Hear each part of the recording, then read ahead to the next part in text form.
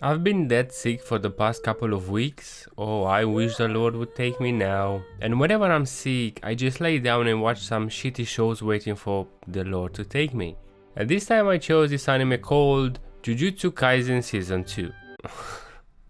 Now I watched the first season, so I might as well watch the sequel. Setting aside the first 5 episodes, which are like a mini flashback arc about the origins of this character Geto, good guy turns bad, which to my surprise has been an incredibly enjoyable arc. Very good. I would totally watch a show centered around these 3 characters rather than these 3 But hey, that's not what I want to talk about. The closer I got to some of the main fights of this second season, the wilder the visuals became. And I'm talking pain level of animation imbued with aura piece. Wild stuff, I'm telling you. Impressive. But what the hell? What's wrong with people just punching each other, you know what I mean? Look at Toji vs Megumi. Brilliant fight sequence from start to finish. Even this rabbit gets it. The fights following this...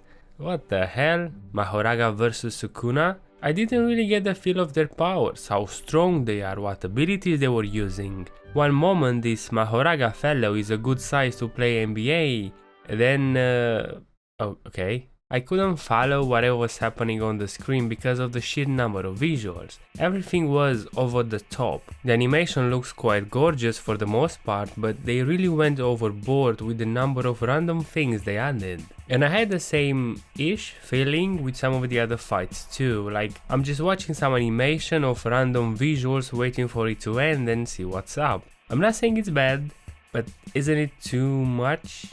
This really reminds me of One Piece. You know, I've been watching One Piece on and off for, well, my whole life, and the visuals have been through multiple phases throughout the years. We can even say that it evolved alongside the anime industry. And what I always liked about One Piece is how grounded and non-flashy it was. You have 2 guys that punch each other, 2 guys that slash each other. If ice freezes someone's skin, they scream from the frostbite. If lightning hits somebody, they die, or are out cold, or hot.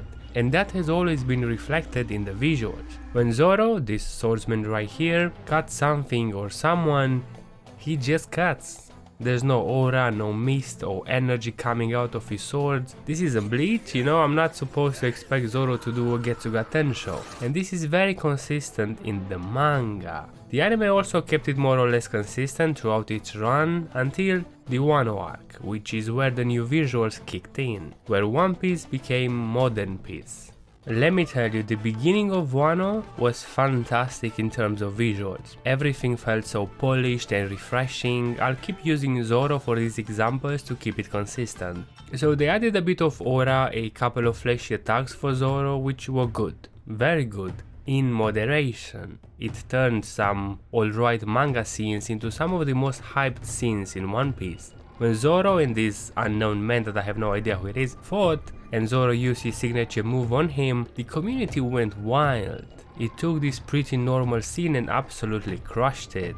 But then we reach Act 3 of Wano, when the crew goes to Onigashima to fight Kaido, and here, ladies and gentlemen, One Piece becomes Aura Piece. The visuals became such a clusterfuck, it's too goddamn much.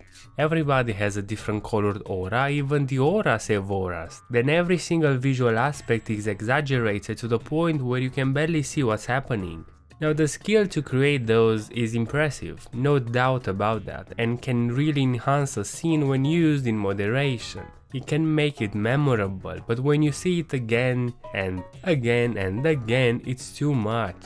I feel like Demon Slayer really brought forward the flashy visuals, and now shonen series are obsessed with having as much shit on the screen as possible. Remember the final battle between Naruto and Sasuke? How beautiful that fight was and how clearly you could tell what was going on, what abilities they used and how strong they were? Well, those times are gone. Now we have this. Like, chill out, tone it down guys. If you eat pizza every day, who's gonna be excited for Friday night pizza? Some freaking gluten maybe. So I want to go back to Jujutsu Kaisen for a minute because there seems to be a lot of heat going on around the internet about a possible abuse of the animators over at the Mappa studio. Something similar actually has happened before in 2021 during the production of Attack on Titan Season 4. The studio schedule was so packed that the employees had to work around the clock to deliver the products and do that again and again and again. There's plenty of articles about this animator named Mushio who worked for Mappa and revealed everything through a bunch of tweets. His account doesn't exist anymore, but you can still find the archive of his tweets. He talks about the horrendous work conditions, the low wages and long working hours, how they are unable to train new animators because they are stuck on correcting takes rather than getting the proper training. Now recently, following the release of episode 14 of Jujutsu Kaisen Season 2, which was apparently a huge step down from the quality of Season 2 and heavily criticized by the fans, multiple animators had a meltdown on Twitter due to the work conditions they were facing. And when you think about how Japan is the only country where people die from overwork, this should really tell you something. It's clear that this shit with Mappa isn't right. On the one hand, they spoil the viewers because you seriously can't complain about an arrow looking slightly different in an episode than in another. Oh, holy shit boys, touch some fucking grass. And on the other hand, why even have these many visual effects? What purpose does it even serve to have that fucking many of them? It's an episodic show with a weekly schedule. Crazy number of visuals are not expected. Nobody's gonna talk about Jujutsu Kaisen in a couple of months the same way nobody talks about Chainsaw Man anymore. The whole situation is so bizarre to me. But what do you guys think? Do you prefer these flashy over the top visuals compared to something more tame?